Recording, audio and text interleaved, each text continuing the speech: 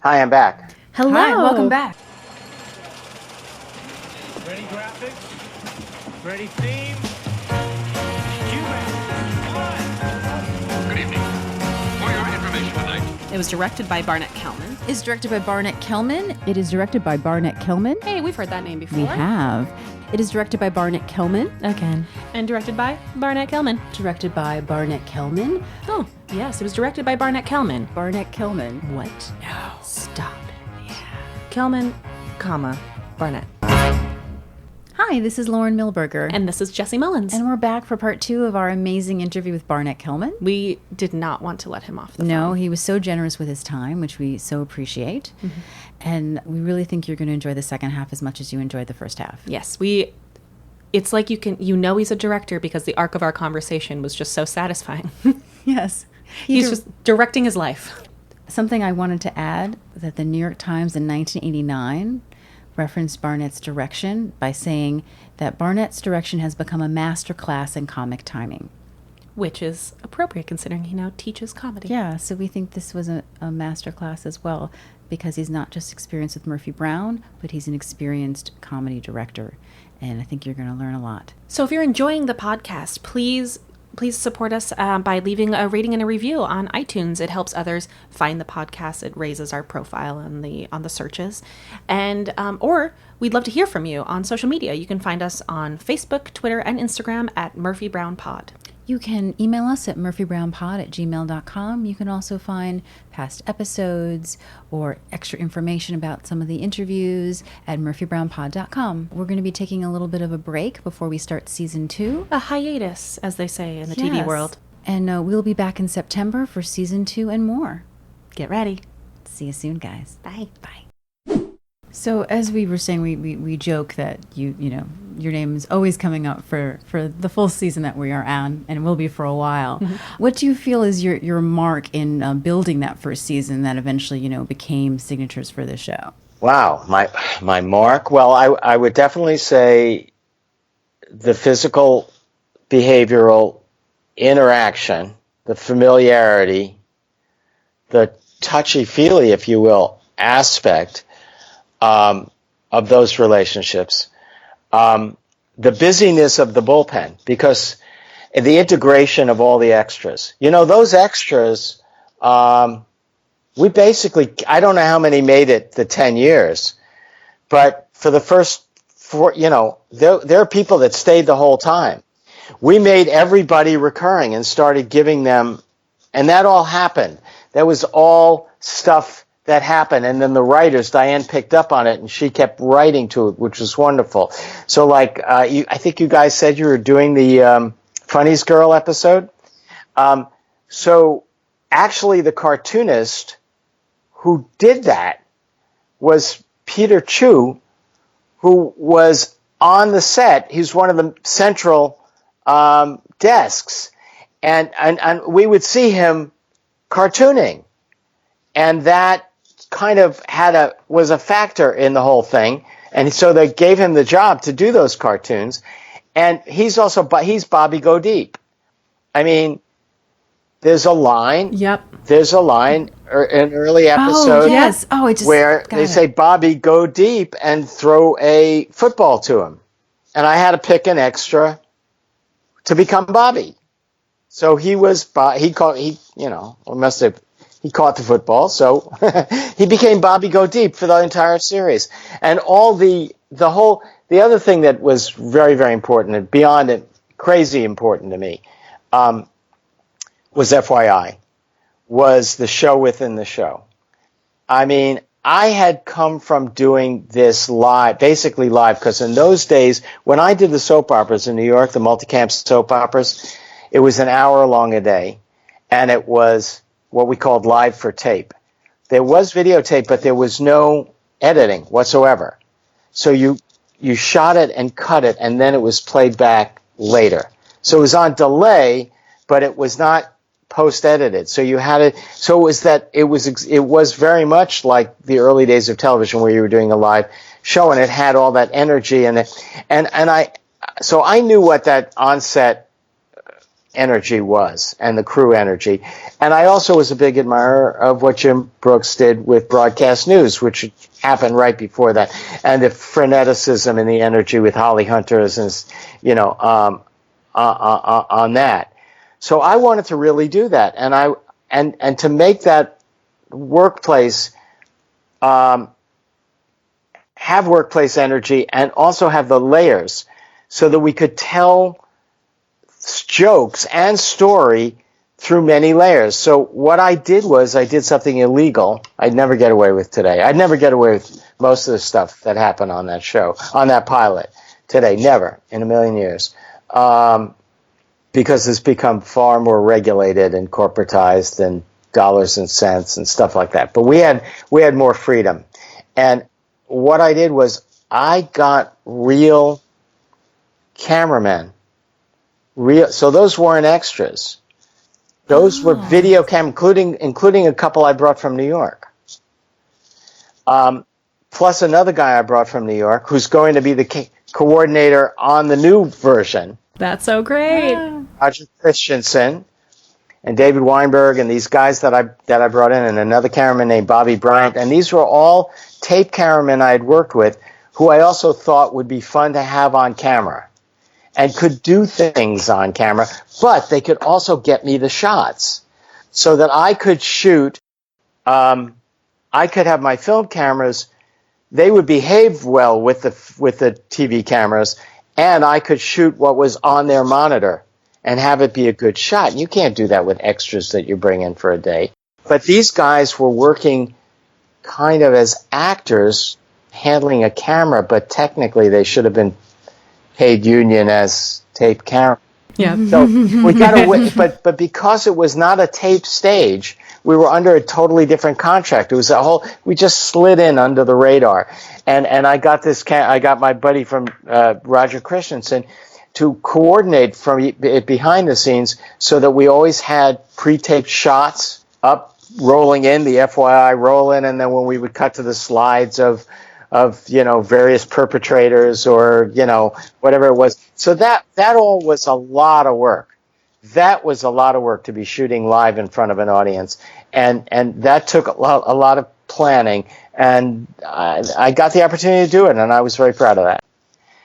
You asked about contributions, and one thing that was very much, we haven't talked about really, but which is very much a shared vision with Diane, was the kind of the influence of the front page, the busyness and the pace of the newsroom and the pace of dialogue, and that 30s kind of, rat-a-tat delivery, which it's easy to say that and invoke it, but actually it's hard to make that seem credible.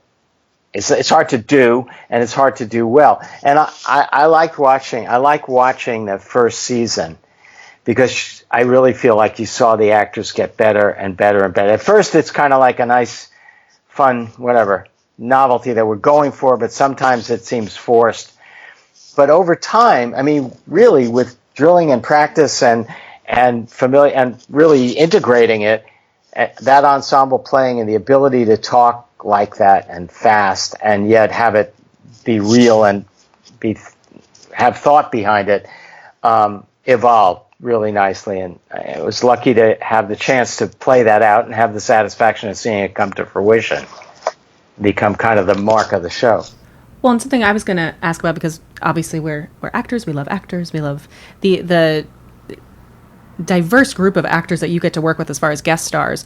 Were there any in your time while you were working that you either were so excited was about to happen, one that you were nervous about happening? Any guest stars that stood out to you? Oh, absolutely. That was, especially once we got off the ground and the word was out that it was a quality show with quality writing, and that Candace, was Candace. People wanted to come and play, and that was an incredible opportunity. I think everybody would, I don't know, I shouldn't say that, everybody would agree with me, but we were all just flipped out and in love with Colleen Dewhurst. That has to be a real high point, because that was, I had grown up watching major stage performances of hers in New York. I mean, she was an idol to begin with. But I'd never seen her really do balls out comedy like we were doing. And she just came ready to play, and she had such a sly wit, and she just dove right in and took over as Murphy's mom. And Candy, she had such size that Candy became smaller in her presence, like a little girl.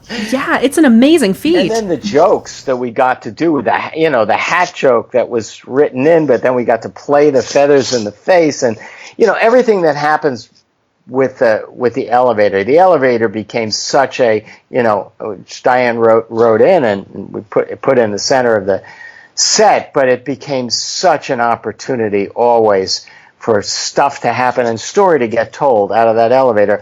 And I have many favorite elevator moments, but probably the two of those late Colleen and Candy in there with their feathered hats, live with me forever. It's nuts. What was it like doing that final shot in Mama Said in season 1 where Colleen's singing? God, I don't know. Do you remember? No. I wish I'd gotten to that. Yeah. I mean, it had to be. I know that we did it. Mm-hmm. We did it. I don't remember it. I remember. God, is it Mama Said, or is it the second time she came back that we did the billiards, the pool montage? The third one. The third, yeah. Yeah, and she comes off the... Yeah, so her last time that she comes back is the billiards and the blind date. Mm-hmm. But what's great is that she comes off the elevator holding a gun. It's quite the entrance. I don't remember that. She had to disarm a very rude security guard. Yes. Please return this to the proper authorities. Oh, that's right. Only Avery would. Yes. It's iconic. Yeah. No, that was great. That was really cool. Oh, one of my favorite guest stars, other than Colleen, is Jay Thomas as Jerry Gold, who's, other than the main cast, my absolute favorite character. He's her absolute favorite. Absolutely. Other than the main cast. Yeah, I talk about him a lot. Again, I know Jay is was even by then, was a radio DJ and had, I knew him from off Broadway theater. Jay had been an actor in New York, and I knew a totally different aspect of him. But he was so perfect for that part. I mean, he came in and he nailed it and created again, Diane was brilliant at seeing what's going on and then writing to it. Because I'm sure that was a one-off to begin with. Yeah, no, it was. And my understanding is that through the chemistry between him and Candace, they decided to write a romance, which then, of course, became his through line through the series. I know. Yeah. Well, and he was just mentioned in an episode long before. Yeah, we talk about that, too. The character of Jerry Gold gets mentioned in season 1. Yeah. But he's actually created by Russ Woody, but just as a concept. Yeah, even though Denise and Cy wrote his first episode. Right. Mm-hmm. Wow. I had forgotten the timing of all that. But yeah. Yeah, we had too until we started rewatching so closely. There were so many people. There was so much. We had such fun casting that thing. I mean, Robin Thomas was an actor I'd worked with on the soaps. Jenny O'Hara, who does a great job, and that's a wonderful performance. And Jenny had been on My Sister Sam, Diane's show. And she's a warm and hilarious actress. That was tremendous fun doing that. I'd be leaving people out right and left. We also, I haven't seen it. I know was it called Moscow on the Potomac? Yes. Mm-hmm. What year is that? That's season 1. Yep. That is season 1. Was that Robin Strasser? Yes. Mm-hmm. Mm-hmm. So Robin Strasser was a big soap opera star in New York, huge at the time, but you never saw her do comedy, and then she comes in and does that. I mean, there was just a lot of really fun. Yeah, Janet Carroll as Doris is one of our favorites as well. Yes. Yeah. Oh, Doris. Yeah. Two of them were great, great couple. And of course, Einstein himself, Buck Henry, is just wild. Well, and you also have so many secretaries. Yeah. Who are also all these great character actors. I know you guys talked about Charlie Lang, of course, secretary. Uh-huh. Yeah. And I remember hearing. I actually made a couple. I mean, I haven't heard that many, but I could tell you some things that please, fill in that we some got of your wrong, blanks. right? Yes, right. Yes, please. Yes, please. we like to be All right, corrected. let's see. So Charlie Lang, despite the fact that the concept always was that she was always firing secretaries, we liked Charlie Lang so much that basically after a few episodes, Diane had pretty much decided to just keep Charlie Lang as the secretary. Oh, Really? Oh, dirty secret. That's yeah. awesome. We didn't know this. And- yes, and the problem was that the studio wanted to pay him as a guest star constantly, and he wanted a recurring, or he and his agents asked for recurring money, which is fair. I mean, that's kind of fair. But Yeah, absolutely. at this point, we had the combination of the concept of the multiple secretaries who would be breaking. Anyway, they didn't pay Charlie, so Charlie didn't come back, and we went on with the multi-secretaries. But if Charlie had said yes, that bit probably would have ended right there. Because we loved all our sides. This you interviewed. I didn't hear it yet, but you interviewed Marianne Muller-Liley. Yeah, we did. Incredible. I mean, there were so many She's incredible. terrific people that were secretaries. It's unbelievable. And you were talking about the Tony Goldwyn, in the pilot, Yeah. and then his representatives come in. Mm-hmm. Did you know that the guy who talks the most is Mark Lanow? He's one of the founders of the Improv. Oh, no. Really? Yeah. Cool. Yeah. You guys talked about the Camus joke in the pilot. It's our favorite. We love that. So, Love it. And you were totally right. Was it Lauren? I guess the little girl, and you recognized that it was sort of like Cascade, and so you put the joke together. Well, I got the wrong soap, though. 'Cause Camé. It is Camé. Oh, I was right. Hey. But Camé. Oh, yeah. But I don't know. Does Camé still exist? Yeah, I still use Does it? Wow, you do. But it's not as famous. It's not as popular as it was then. But Camé was a household word, so that's where the Camus joke comes about. Yeah, I just didn't get the layer of it until I was a teenager. And you were saying that you liked the moment when everybody leaned in the bar to overhear her talking. Yes. Yes, we didn't get to mention what that's referencing to, though. We missed. We didn't get to tell. Yeah, it's E.F. Hutton, right? I think. It's E.F. Yeah, we ran out of time.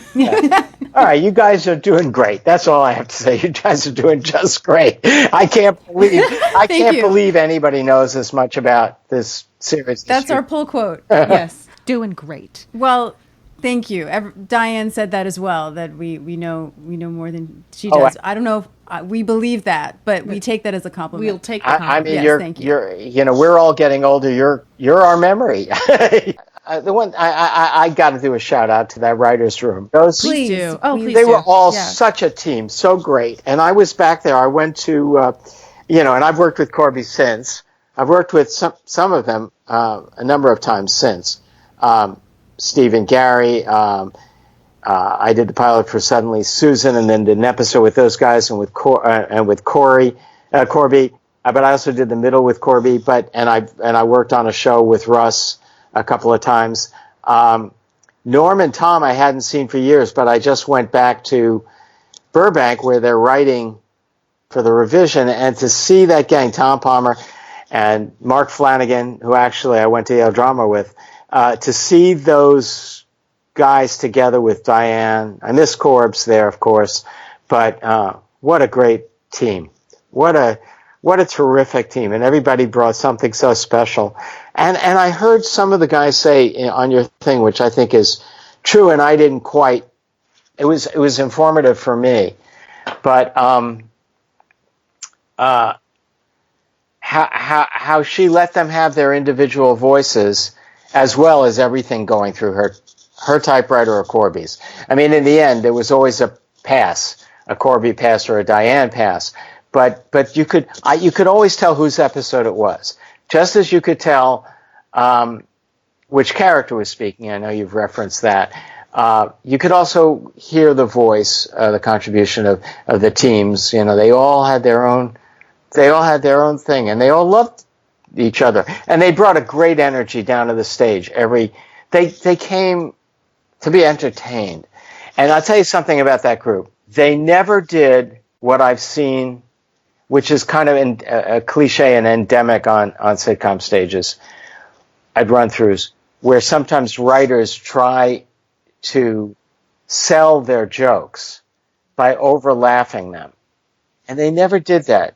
They let everything, they became an audience, and they became neutral judges. And they were there to see what actually was there and to rewrite, from that. I had seen a couple of stages where there was real distrust between the writer's room and the stage. And it was very important to me that not be the case. And so what I would do is, as I said, I'd make the actors really try to make everything work. And then I would go at the end of rehearsal, I would go to the writer's room. I'm talking about not on run-through days, but on days where it was just rehearsal days. And I would kind of debrief the writers on what was going on the stage and try to keep everybody informed. And they were so, as a group of writers, they were so welcoming to me and inclusive of me and my input. And that's not usual. That's not every. A lot of shows do not have that relationship with the director. And again, Diane, Corby, but all of them created an opportunity for that to be a whole family ensemble creation that you don't get everywhere. It wasn't an us-them show. It was an us show. I was actually gearing up to ask you to talk about your relationship specifically with the writer's room, but you already answered my own question. Thank you for that. I was wondering about that, especially when you have someone like Diane and Corby already being a voice to them. There is usually less of a relationship between the director and the individual writers. And I think it says a lot. You can see in the satisfaction the writers, especially the ones we've spoken to, have with their work, that there was clearly an empowerment of their station. I had worked, I just remembered, Corby had been on My Sister Sam. And Diane had such respect and trust in Corby that was that made it like having sometimes, I won't say two moms, but it made you feel very, very solid that they were so together. By the way, another writer on My Sister Sam who I met through Diane was Danny Jacobson, who created with Paul Reiser Mad About You, which I did the pilot of, and I met Danny from working on that Sister Sam I did. Wow. Yeah. Yeah, it's something that we've talked about before, I think, on the show is, when you're starting out, people will say, oh, well, it's about who you know. But as your career goes along, I, slowly discovered it's about who you meet along the way, who then to continue to work with that leads to other jobs, because they, enjoy working with someone, you're going to continue to want to work with them again. Absolutely. Did Peterman tell the story about how I directed him in New York when he was an acting student?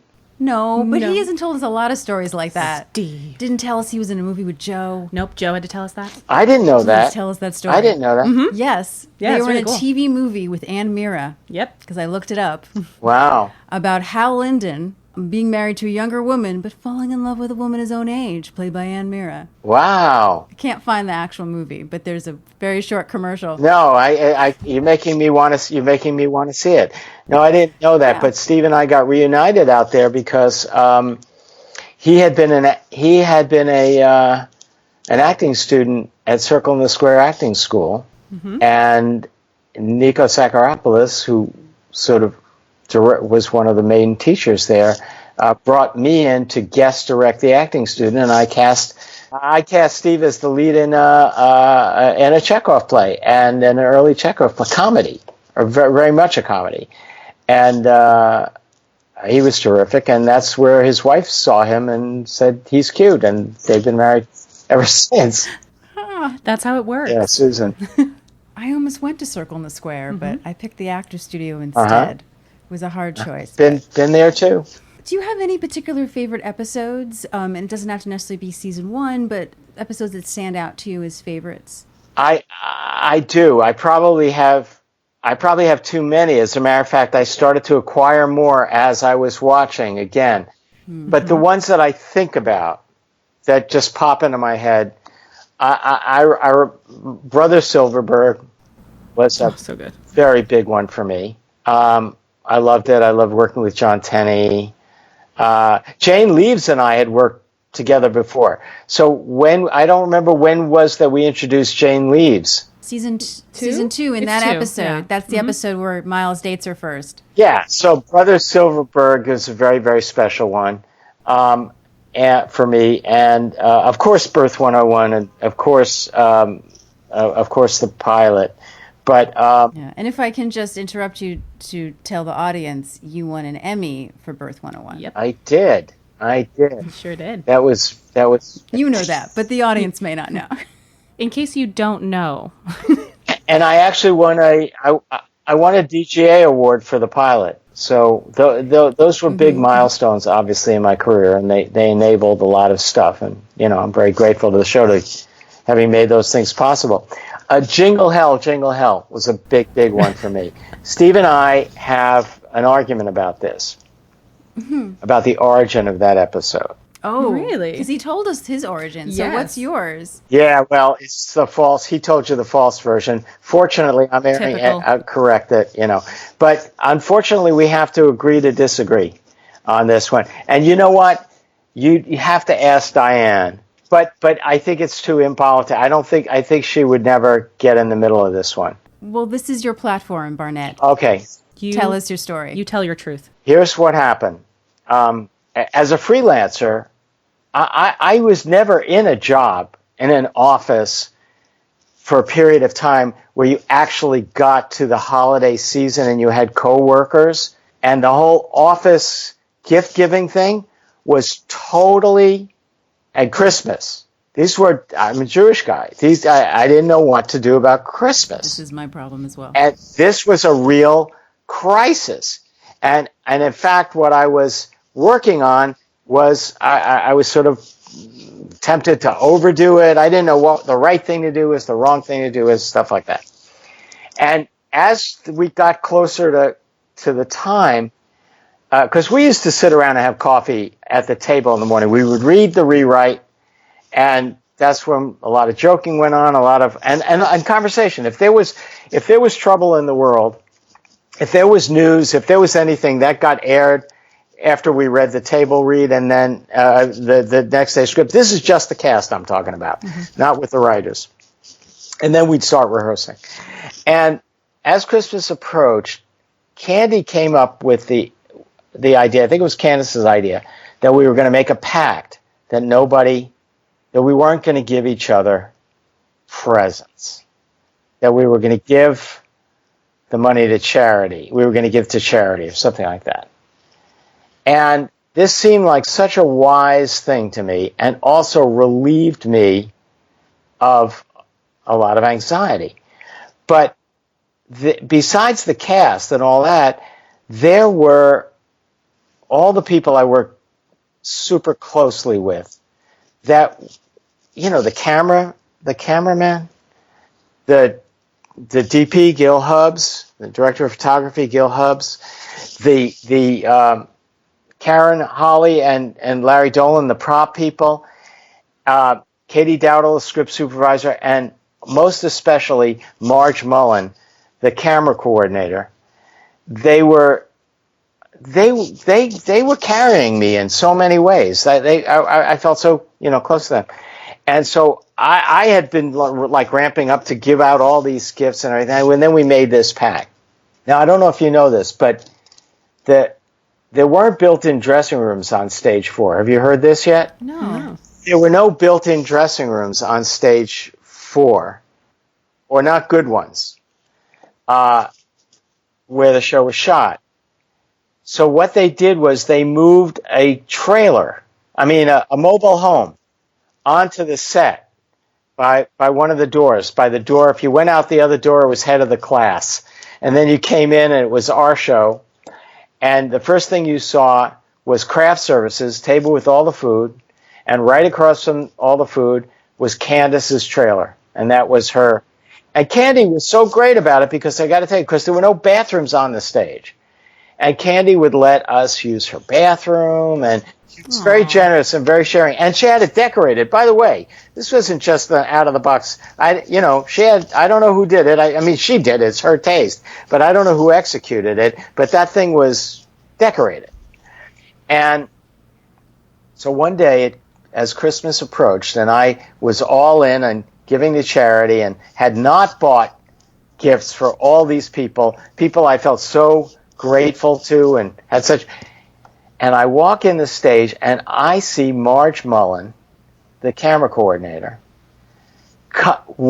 backing out of Candace's trailer, kind of holding a gift saying thank you. And I just went white. I just went crazy. And I went right in and sat down in Candy's trailer, and I said, what did you just do? We weren't going to give gifts. And I was so vulnerable because this is the whole Jew thing, And I said, I thought we weren't giving gifts. Yeah, she said, yeah, but that's Marge. I got to give just a little something to Marge.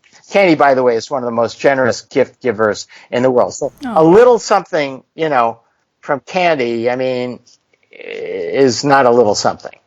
She's a very generous person. So she said, it's just a little something, and it's from Marge. I said, Marge, she works with me. I'm the one that has to, and now I haven't given her anything, and oh no, don't be silly. And I left, and I was still like worked up and upset and stuff like that. And later that day, I went into Diane's office, and I said, let me tell you what happened on the stage today. I said, this brought up all the things, all my anxiety about being a Jew. Like, I didn't know how to do the right thing. And now Candy broke and I was feeling so much better until Candy, and then she broke the pact, and I'm the Jew, and I look like the cheap Jew. I think there's an episode there. And Please tell me that was her first reaction. What? No, I said I think there's an episode there. Oh, you did? I said, I feel like a schmuck, but I think there's an episode there. And that was it. That's fantastic. And that was it. And then the guys wrote it. Steve and Gary wrote the hell out of it. It was a hilarious episode. Mm-hmm. They won the Emmy for that. Won the Emmy for it. We had a ball doing it. But that's Steve and I have always agreed to disagree because he says that his wife suggested it to him. And I think, isn't that what he says? I don't remember. I know it was definitely Candace was the crux of it. Yeah, Candace was the inspiration. She gave a gift to Marge Mullen, and I hit the ceiling. That's my story, and I'm sticking to it. It's yours. There you go. I will say, as the one person in this conversation not raised Jewish, I would still say it still resonates. As somebody who, we made an agreement. I'm a poor actor. Thank you so much for taking this off my plate. I don't have to buy for all these people. Yeah. And then somebody had to be generous. It resonates. Yes, I think it's definitely universal. It sure is. Yeah, particularly at the end of the episode when they all go to pharmacy and buy Hummel figures. Oh, the Hummels. Oh, my God. And that's Jennifer Lewis, right? Oh, you know what? Jennifer Lewis? Jennifer Lewis is in... Oh, goodness. Jennifer Lewis is in Uh-Oh. Yeah. Part 2. Yep. But Did she come over twice? Yeah. Who is the lady in the farm, who's kicking them out because they're closing the pharmacy? Jennifer Lewis of the St. Louis Lewises. That's what she said. She used to be a harlot. Did you know that? Mm-hmm. I think I knew it once. Yeah, I'm a big Bette Midler fan, so I know too much about the harlots. She also has a very hilarious autobiography out right now. Yeah. The Mother of Black Hollywood? Yeah. So is it Jennifer, though? Did you find it? We're checking. You were correct. She did it twice. So she's a recurring person in the pharmacy. Yeah, Jennifer. I can't believe I forgot that. So it looks like Diane told me that I'm going back to do episode 13 of this new order. That's great. Yay. Congrats. I'm going to New York just to do that. And Diane says it's the Christmas episode. Oh, that's great.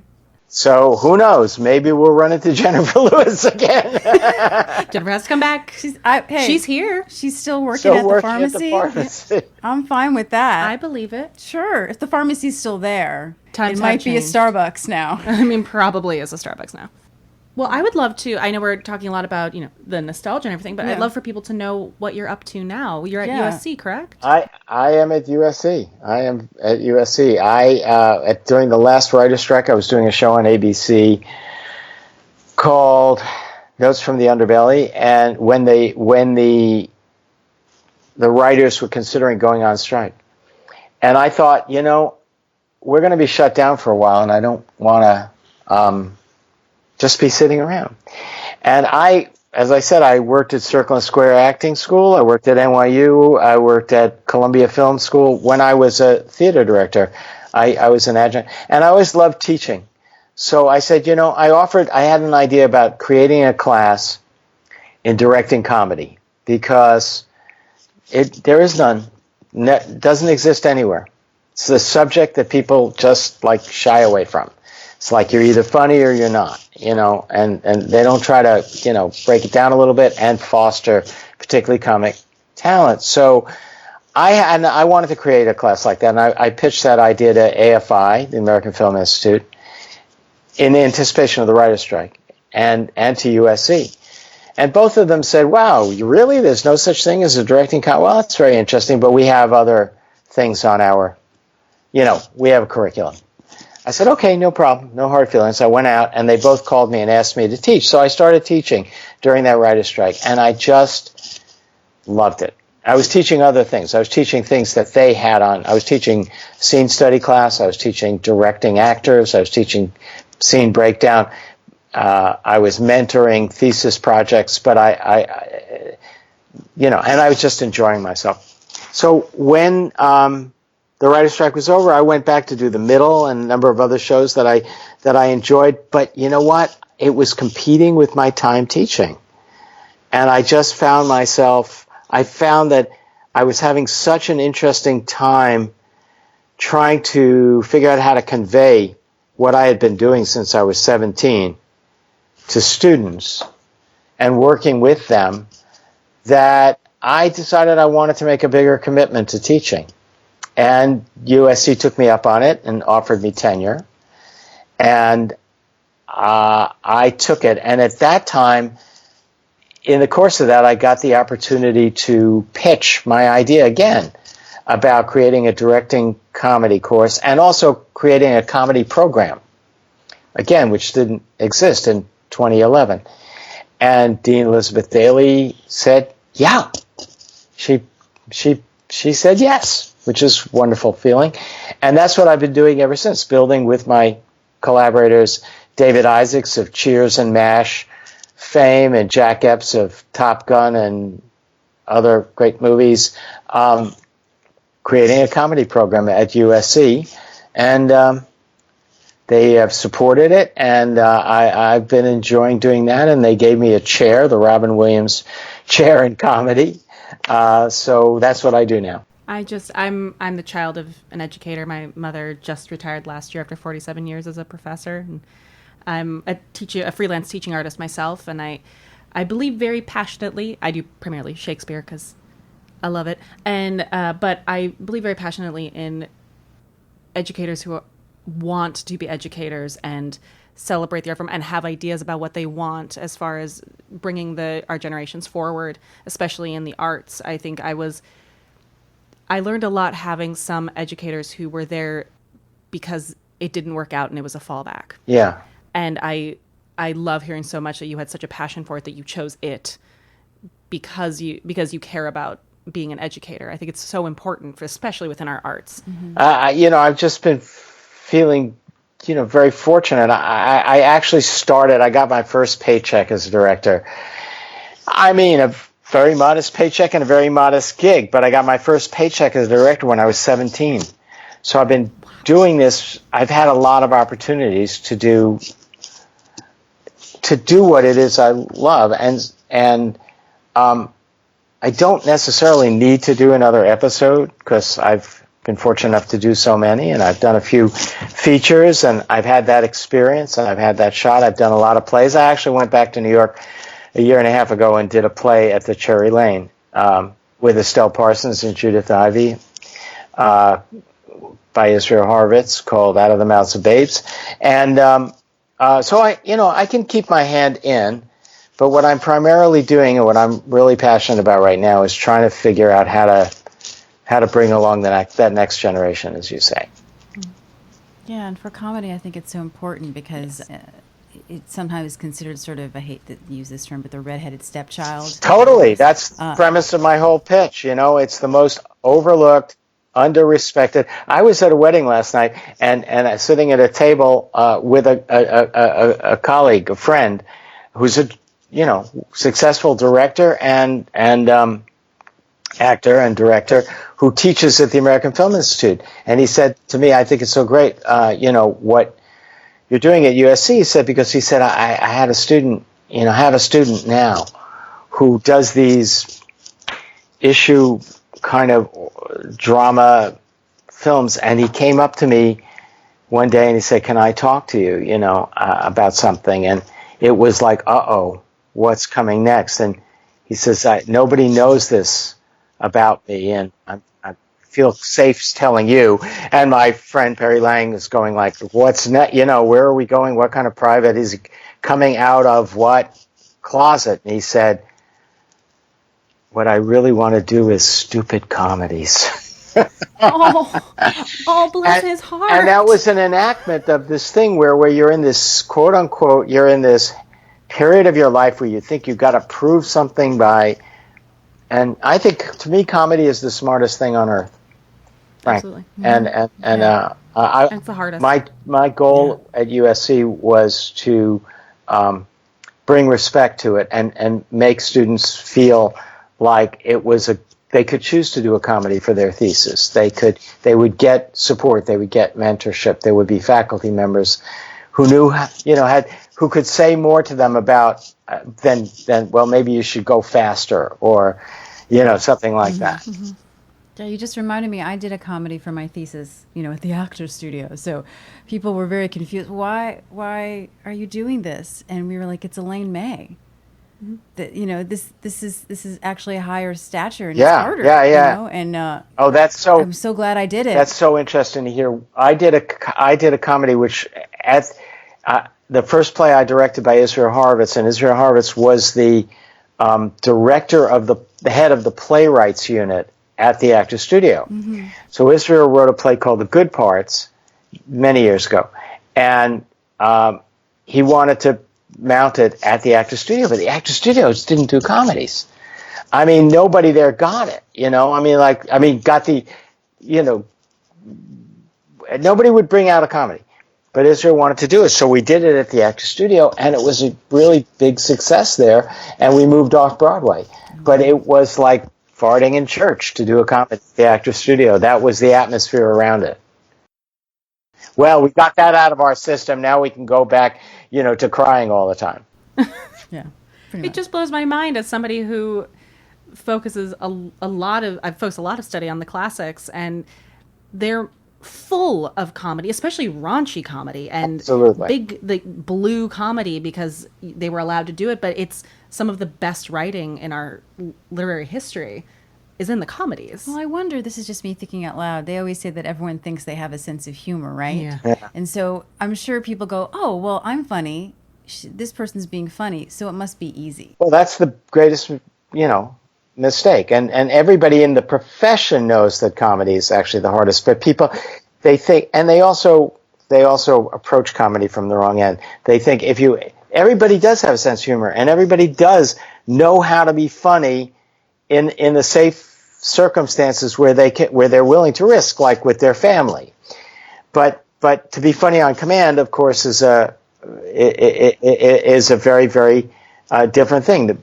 Essentially, the willingness to take risk, and you have to trust. You have to have a lot of confidence, and you have to have a lot of confidence to be willing to make a fool of yourself, and to be silly, and to look ridiculous, and you have to be very intelligent to act stupid. As we were talking about the Judy Holliday thing, Candy is somebody who's such an intelligent person, just a wildly intelligent person. It takes a really confident and intelligent person to respect comedy. That's what I feel. And I was lucky to fall in with Diane and Candy and this lot to get to do this. Yeah, I love that you use the word risk, because I Yes. think that's what at the heart of it. Yep. Is in acting in general, but particularly in comedy. If you don't take that risk, if there's no truth to your comedy, it's going to fall flat. Absolutely. I mean, people think when they're approaching if you ask somebody, well, we're going to do something, come up with something, a comedy, they think, first thing they think is, oh, well, I got to think of some silly things. Well, it's exactly the opposite. What you've got to think of is the most serious and painful thing, and be willing to go out there and put it out there. I think comedy is a very sacrificial kind of art. Yeah, absolutely. You sacrifice your dignity, you sacrifice your privacy in order to remind us all that we're all like that. We're all flawed. We all fail. We all land on our asses all the time. Yeah. Well, the idea of sitcom is situational comedy. The comedy comes out of what they're stuck in. We talk about the gravity that Miles has when he's losing his mind. He's not making a punchline at that moment. He is truly in what he thinks is the depths of despair. Anytime Jim tells a story and gets very serious all of a sudden, it's the funniest thing in the world, because in his moment, it is just the most heightened type of drama. But to all of us, it's hilarious. Yeah, and we laugh because we see recognition. Yeah. Yeah, I just was thinking about Jim and those reveries, and also in the middle of a run, we had a thing that we always called on stage, and we all and in the writers' room, mind pictures, right? That makes a mind pic. And Jim was always having these mind pictures where his eyes would wander away from whoever he's talking about. And he's imagining something he's never going to tell us. But we get to imagine what the other side of Jim will never see. And that was always having a mind picture. Mm-hmm. Mm-hmm. That's what we had those cues, the familiarity and this teamwork. We could just say, well, why don't you have a mind picture now? And he does. And he has multiple that he goes between as he's reliving these traumas. Yeah, that was something we were just talking about in the past episode we recorded, is that there's something really amazing about the fact that in his real life, he is really like an anchor. Mm-hmm. Yeah.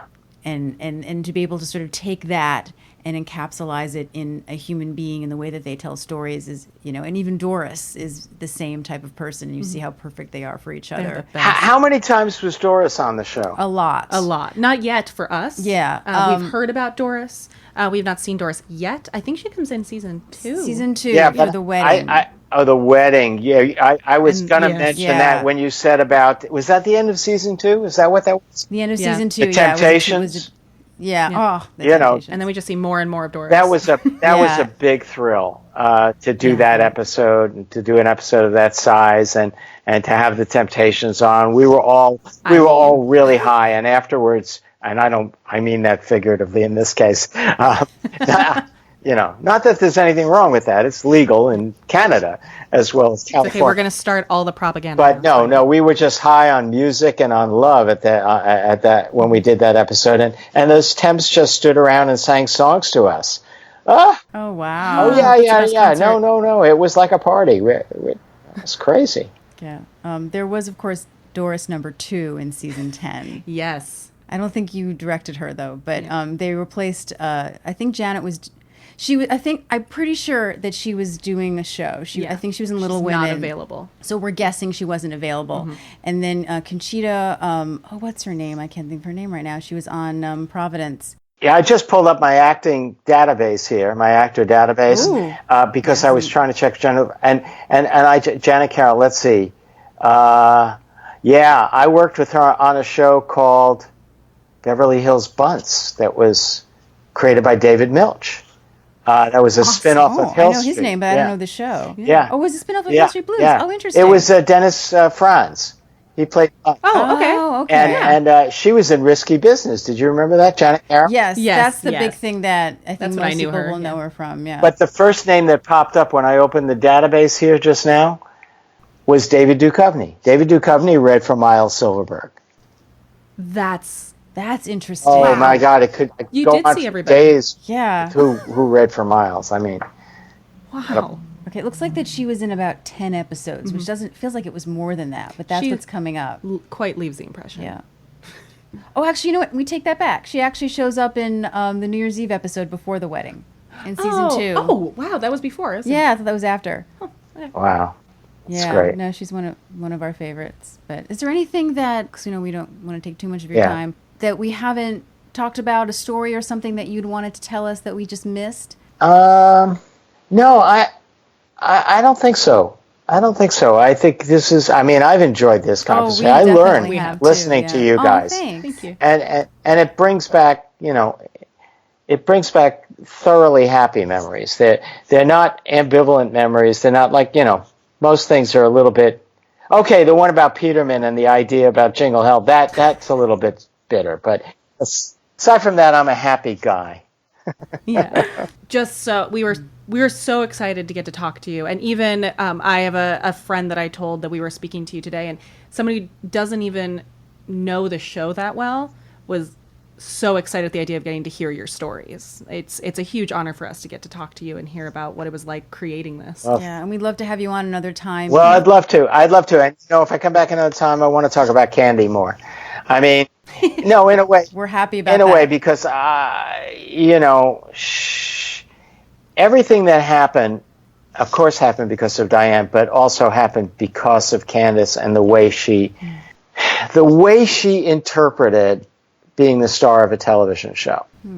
Everything that I think that all the stuff that we reached for and I think succeeded in achieving, and then they were not standard things on a sitcom stage, were because of Candace's willingness to play, and the fact that she was generous enough. She interpreted being the star of a show. What it meant to her was that she was the leader, that she had to work the hardest, that she had to set the example. Usually stars of shows interpret it as that being they're the most privileged, and they're the ones that everybody else has to work around. Candy just was exactly the opposite. And when Candy was working so hard and willing to work the long hours and willing to take the chances and willing to trust the writing and willing to try the shtick that I, laid on her and others, everybody just fell in and did it. And it was her example. And without her throwing herself in and risking the way she did, and she was at risk. We haven't done the story about how she got the job, and I'm sure Diane will tell it, except for, and everybody knows that Diane was the hero of that one. She wouldn't take no for an answer. And Candy had to go through a little version of hell to get it. And then to bounce back from that, and not in any way to be sore, but to throw herself in and be the leader in a lot of ways, made everything else possible. So that's my sign off. Yeah, I was going to Yes. say, what a great way to end the interview. I feel so good. Great. Thanks a lot. Thank you Pleasure so much for talking with this. Same Thank here. you. We'll talk soon. So nice to meet you. Nice to Yeah, meet it's you. nice to meet you. Bye. you. Really? Wow. Room. Wow. Welcome to Yeah. Queens. Yes. Okay.